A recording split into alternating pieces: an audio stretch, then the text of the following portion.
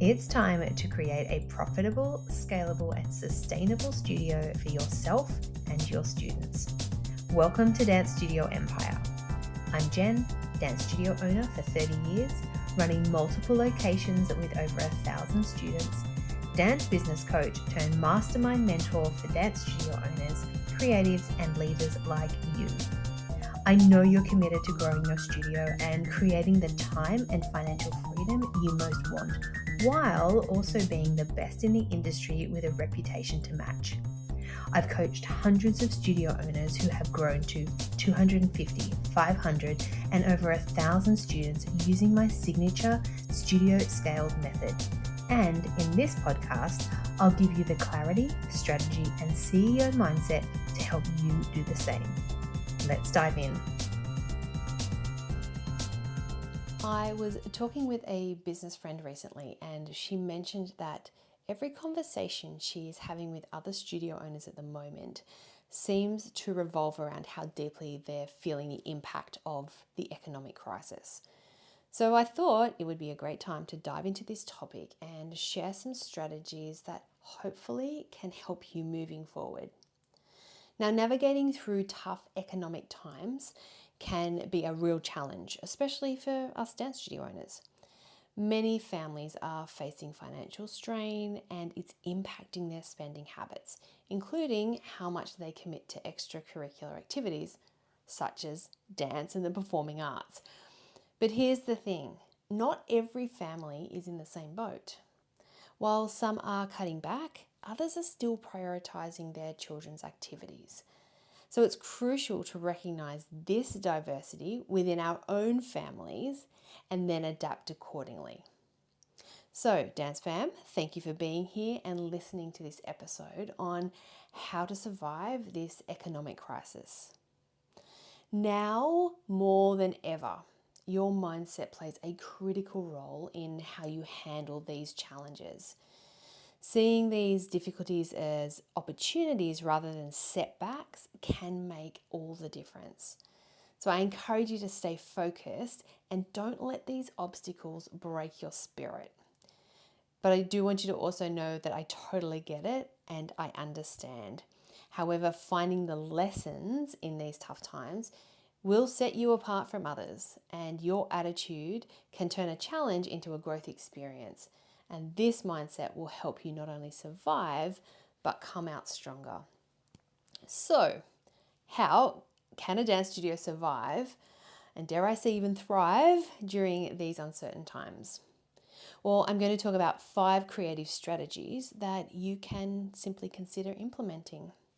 Okay, the first one is making some tough decisions on costs and staffing. Now, in tough times, you might need to make some hard choices to keep your studio afloat. One approach is to adjust your staffing to better match your current needs. And this could involve reducing staff hours or even making temporary cuts. While this isn't an easy decision, it can help you manage expenses and ensure that you're not overextending financially. And you may also consider having open conversations with your team about these changes and just explain the situation and the reasons behind them. Transparency can help maintain that morale and show that these steps are about the studio's long-term health. It's not personal. Additionally, on top of that, reevaluate your operational costs across the board. So look at everything from utility bills to supply expenses and identify areas where you can cut back without affecting the quality of your service. Now, this could be from having a look at the current phone plan and internet package that you're on. Maybe you could find something that's better, less expensive, or maybe it's the company that picks up your bins, or maybe it's your insurances. It's absolutely worth ringing around and getting some comparisons, because the goal is to balance your budget while still providing value to your families and preparing your studio for future success. Okay, the second one, restructuring your timetable and offers.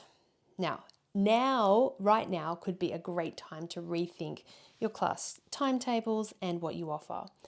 Families are dealing with tough times, so being flexible with your timetable may help keep your current families and attract new ones. You might add more class times, or you may offer more on weekends, or even set up online classes if that works better for your families. Now, I am absolutely not a huge fan of making big changes to your timetables and offers during a dance year. So this could be something you consider as you are planning for 2025. Think about adding new options that your families may want. So, for example, you could create package deals that offer a discount for signing up for multiple classes at once. This not only makes it more affordable for families, but also encourages them to commit to more classes. And again, not a fan of massive discounting, but if it's the difference between them staying or not, then you may decide it's worth it. And another idea is to offer a membership style plan with added benefits, such as priority registration for popular classes or special events. You could also consider introducing loyalty programs that rewards regular students with perks like free classes or merchandise. Making small tweaks and adding new offers can make your studio more convenient and appealing, helping your families stay committed to dance even if they are struggling. Number 3 is refining business growth and models. Okay, I want you to hear me with this one. Right now might not be the best time for fast and intense growth, and that's okay. Instead, focus on using this slower period to improve and rethink your business model. Take a look at what's working well in your studio and what may need some adjustments. This is a chance to streamline your operations by cutting out inefficiencies and making processes smoother. For instance, you might want to look at ways to simplify your onboarding system, or how trialers book in, or reduce unnecessary expenses, or even improve how you manage the timetable. Think about how you can enhance your services to better meet the needs of your families. This could involve improving the quality of your classes, offering new types of programs, investing in staff training to ensure that your team is providing the best experience possible. Additionally, find new ways to add value to what you offer. And this could be through implementing loyalty programs, like I mentioned before, offering just special incentives for referrals, or extra perks to that membership model idea. Even small improvements can make a big difference in how your clients perceive the value of your studio. So by focusing on these areas now, you're not only making your studio more efficient and appealing, but also laying a really solid foundation for when the economy improves. When things start to get better, and they will, right? You'll just be in a stronger position to grow and attract new families because you've already made those necessary adjustments and improvements. Now, this approach ensures that your studio is not only just surviving for now, but also setting itself up for the future. Number 4 is maintaining high standards and positive communication. Now, even when things are tough, keep your standards high, and staying positive is crucial.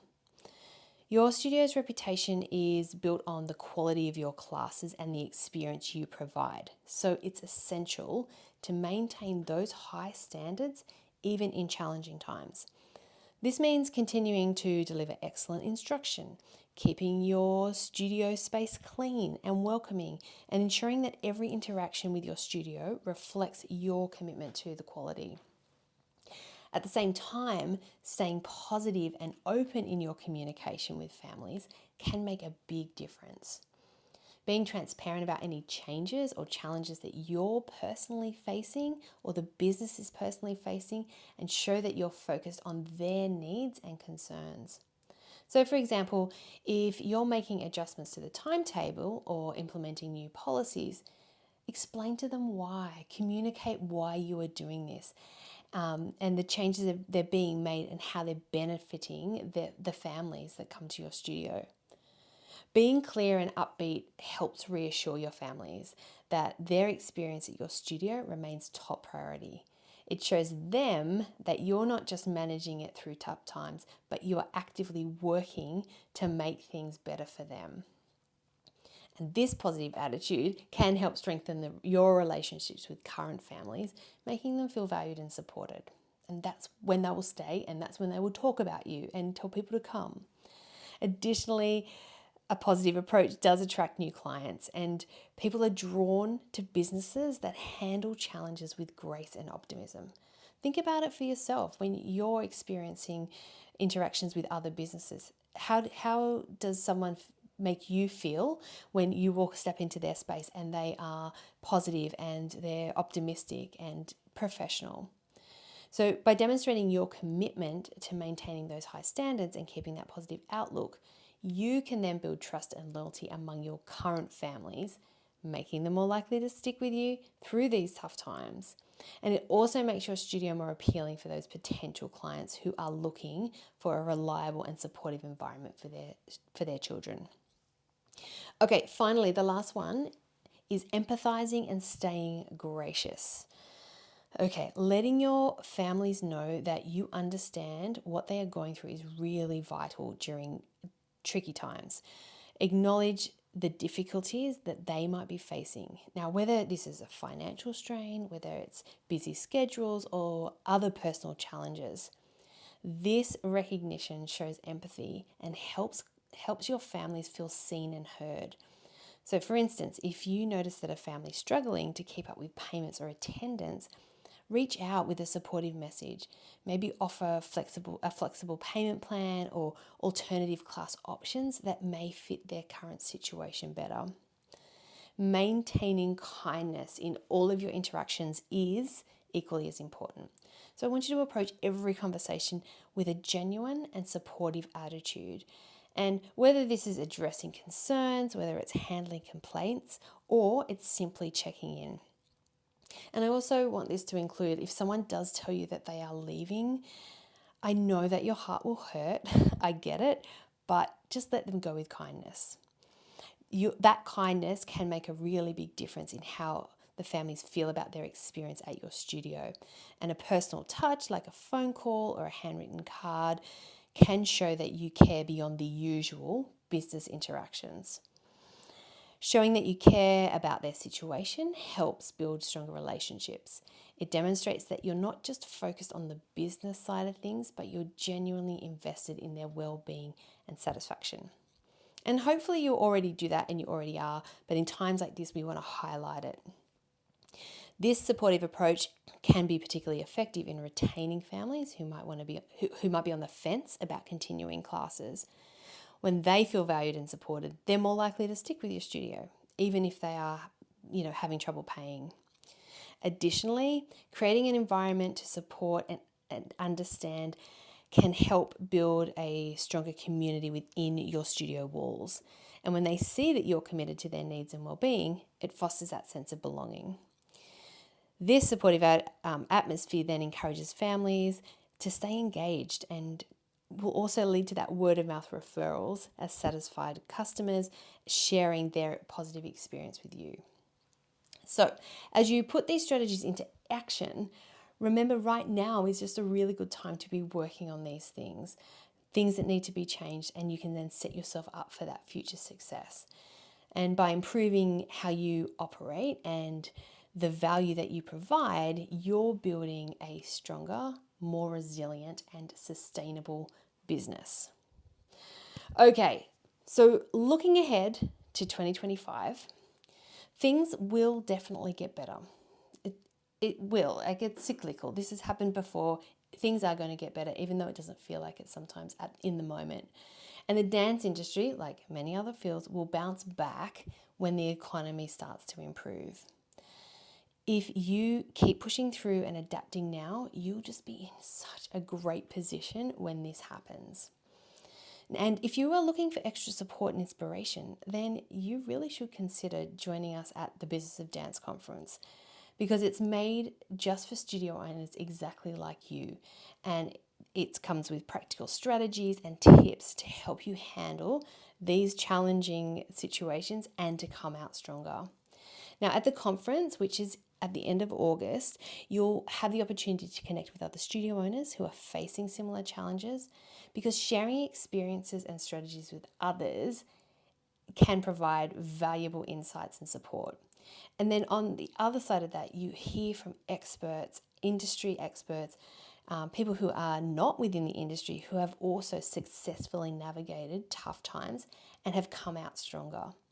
And it's through their experiences and advice that will offer practical tips and inspiration that you can then put into your own situation. Also, the conference will provide you with fresh ideas, innovative approaches to enhance your business. So whether it's refining your systems and operations, whether it's increasing your student numbers or exploring new revenue streams, you will walk away with tools and the knowledge to help you adapt and grow. Right now, investing in yourself and in your studio can make a significant difference.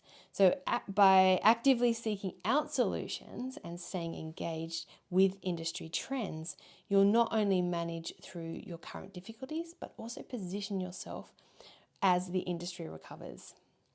So early bird tickets are now on sale. I can promise you, you will make back the cost of your ticket by the end of this term if you take all the knowledge and tips and tools that you learn, action them and implement them. You will get that money back. So I hope you found this helpful. If you have any questions about this episode or any questions about the business conference, please reach out. Instagram is the best way to contact me. Send me a DM _Jen Dalton _, and I look forward to being back in your ears next week.